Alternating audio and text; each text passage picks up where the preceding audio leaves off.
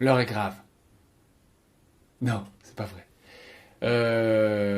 Je vais vous parler aujourd'hui d'un sujet très important qui embête beaucoup de gens, qui dont on ne parle pas assez, je pense, c'est la compréhension orale. Qu'est-ce qui fait que la compréhension orale, c'est quelque chose de difficile? Les réponses sont multiples, les solutions également. Donc, concrètement, je vais aller droit au but et je vais vous donner les meilleurs, les meilleurs, quel prétentieux, ce que je pense être les meilleurs conseils pour améliorer votre compréhension auditive. Tout d'abord, pourquoi est-ce que la compréhension auditive, c'est difficile?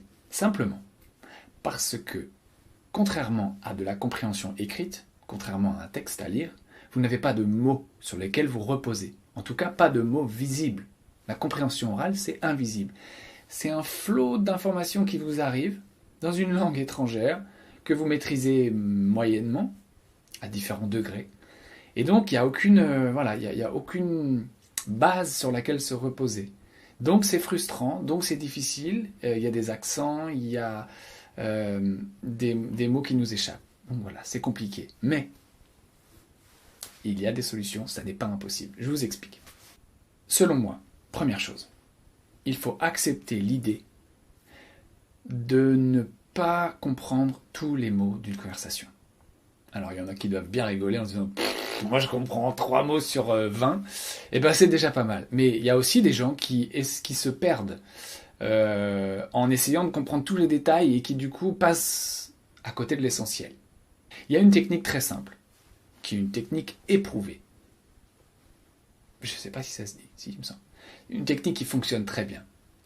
C'est celle de repérer les mots accentués. Alors c'est tout simple, la langue anglaise c'est une langue accentuée, donc il y a des mots qui sont dits plus forts que les autres, avec plus d'intensité que les autres, et c'est souvent les mots les plus importants. Mise en situation. Guess what? I saw your mum at the hospital yesterday. Alors, il y en a qui sont déjà partis en courant, et il y en a qui ont compris du premier coup, et il y en a qui ont essayé d'attraper des petits mots. Et bien c'est ça que je veux voir. C'est-à-dire, dans une phrase longue, il y a, disons, 3 temps forts. I saw, mom, hospital. J'ai vu ta mère à l'hôpital. Mais on n'a pas besoin de tout le reste pour comprendre. Vous voyez ce que je veux dire? Donc l'idée, c'est vraiment essayer d'attraper au vol les mots qu'on reconnaît. Alors évidemment, il faut les reconnaître. Alors ici, deuxième, c'est une transition, on dirait que j'ai dit ça toute ma vie. Ce qui est un peu le cas en même temps, je fais ça toute la journée. Bon, deuxième, la transition. Il faut vous reposer sur les mots que vous connaissez. Donc, vous entendez le mot hospital, ça ressemble pas complètement à hôpital, mais c'est quand même relativement proche. Donc forcément, essayez de vous reposer sur les mots, sur le vocabulaire que vous connaissez, et vous connaissez plein de mots sur un sujet précis. Vous êtes dans une conversation sur, je sais pas moi, sur le cinéma. Et bien il y a de grandes chances que le mot director, ou le mot premiere, ou le mot script, ou le mot I don't know. Bref, il y a plein de mots qui tournent autour d'un sujet et il faut essayer d'anticiper. C'est-à-dire il faut être conscient qu'on parle d'un sujet et que donc certains mots sont susceptibles de ressortir. Ok? Donc, premièrement, on n'essaie pas de tout comprendre, on essaie d'attraper des mots et de reconstituer le sens.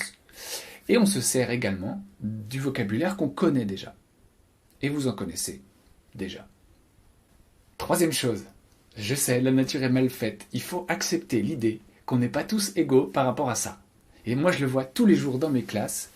Il y a des élèves qui comprennent quasiment du premier coup, alors qu'ils ont a priori le même niveau que les autres, et des élèves qui vont pouvoir écouter 36 fois la même phrase et qui vont pas avoir le déclic de comprendre de quoi on parle.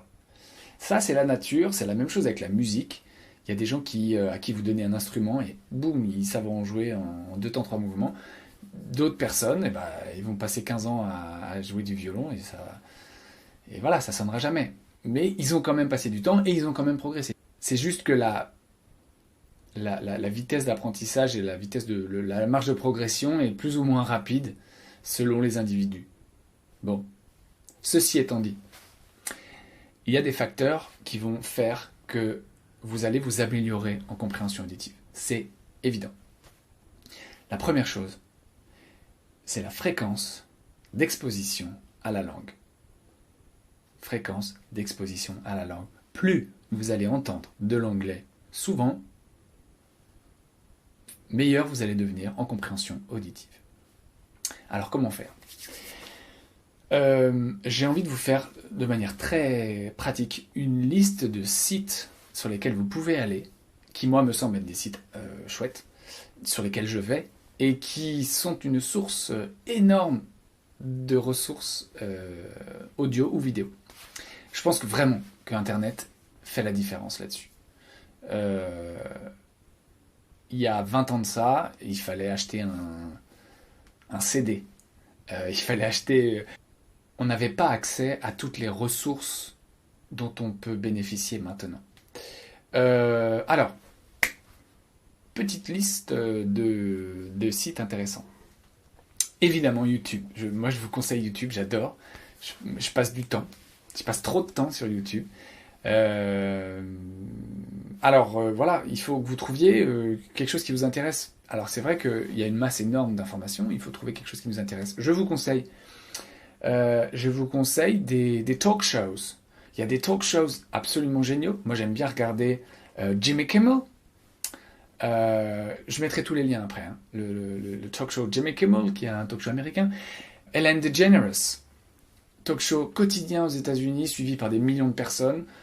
Cette femme est vraiment drôle. Les vidéos sont sous-titrées. Oui, pas toutes, mais elles sont sous-titrées. J'ai regardé hier une vidéo de Ellen DeGeneres avec Hillary Clinton. Eh ben, vous passez 5 minutes à regarder, ils sont assis dans un canapé, elles discutent de manière complètement informelle, et puis vous avez les sous-titres en dessous. Allez faire un tour là-dessus, ça vaut vraiment le coup. Il y a plein de youtubeurs qui parlent en anglais, face caméra. Moi, je suis un gros fan de Casey Neistat. Je suis chacun de ses vlogs. C'est un vidéaste américain qui est en train d'exploser sur YouTube. Il a plus de 3 millions d'abonnés, c'est une grosse star. Et chaque jour, il sort une vidéo qui n'est pas sous-titrée, pour le coup. Et ce qui est génial sur les vlogs, c'est-à-dire sur les vidéos quotidiennes, c'est que vous rentrez dans un univers un petit peu, avec plein de références communes. C'est-à-dire qu'à d'un jour sur l'autre, vous revoyez les mêmes personnes, vous entendez les mêmes sons, vous entendez les mêmes mots. Et du coup, vous progressez énormément. Ensuite, je vais vous parler de quelques sites internet qui me paraissent géniaux.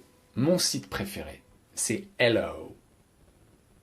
Oui, vous avez bien entendu, j'ai pas dit hello, j'ai dit Hello. E-L-L-L-O, 3 L. English Listening Lab Online.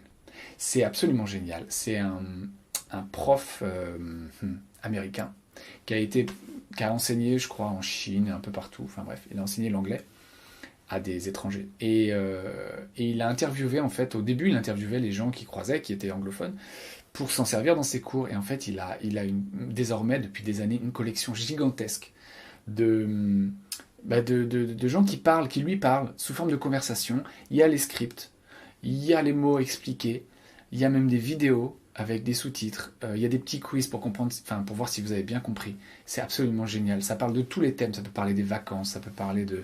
Bref, c'est absolument top. Je vous conseille d'y aller. Et puis il y a des milliers d'enregistrements gratuits, téléchargeables. C'est le bonheur. Qu'est-ce que j'aime bien encore ? Écoutez la radio. Je ne sais pas si vous écoutez la radio. Sur les portables maintenant, vous pouvez podcaster toutes les émissions que vous voulez. Mais il y en a une. Enfin, moi, il y a un site que j'adore, c'est Voice of America, VOA. C'est un site internet gratuit. Et en plus, c'est fait pour les gens qui apprennent l'anglais. Donc, ça parle pas vite. Il y a les articles. Vous pouvez podcaster ça. Vous pouvez écouter ça dans la voiture quand vous allez au boulot, dans le métro. Bref, c'est le top. C'est vraiment génial. Voice of America. Oui, News in Levels. Je crois que ça s'appelle comme ça. News in Levels. C'est pour les gens qui aiment plus les news. Et ce qui est top dans ce truc-là, c'est que vous avez des articles d'information et vous choisissez en fonction de votre niveau. Et en fonction de votre niveau, l'article s'adapte. C'est-à-dire il s'adapte en taille et en difficulté. Et non seulement vous avez l'article écrit, mais vous avez aussi la retranscription, enfin, vous avez le texte lu. Donc vous écoutez, vous faites le va-et-vient entre l'écrit et l'oral, et c'est parfait pour la compréhension. Dernier site que j'ai découvert il y a à peu près 6 mois, c'est Netflix. Alors oui, certes, c'est payant, mais je veux dire, 10 € par mois, vous avez une quantité astronomique de séries en langue originale, avec sous-titres soit en français, soit en anglais. Absolument fantastique. Je vous le conseille. Moi, je regrette presque de m'y être abonné parce que j'y passe trop de temps, mais j'y travaille. Je me soigne. Voilà, il y a Flix aussi. Flix. Alors, je l'ai pas beaucoup essayé, mais ça a l'air génial. C'est plein de vidéos sous-titrées, mais intelligemment. C'est-à-dire, parfois pas du tout sous-titrées, parfois sous-titrées en français, parfois sous-titrées en anglais, en fonction de votre niveau. Allez voir Flix. Je mettrai tous les liens en description. Ne me remerciez pas. J'ai rien fait. Voilà.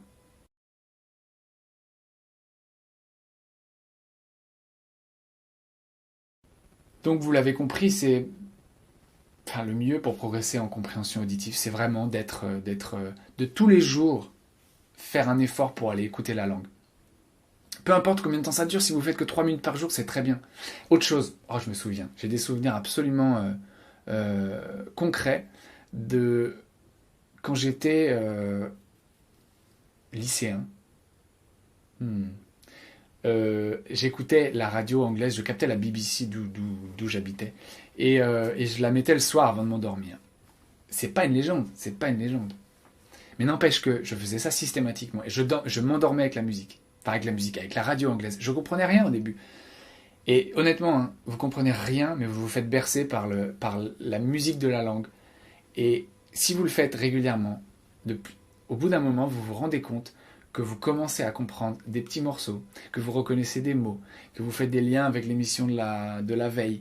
Bref, le podcast, à mon avis, va vous permettre de progresser à une allure folle. Et si vous vous endormez avec, ça peut vraiment être une solution, je pense. Et je suis quasiment persuadé que le cerveau fonctionne.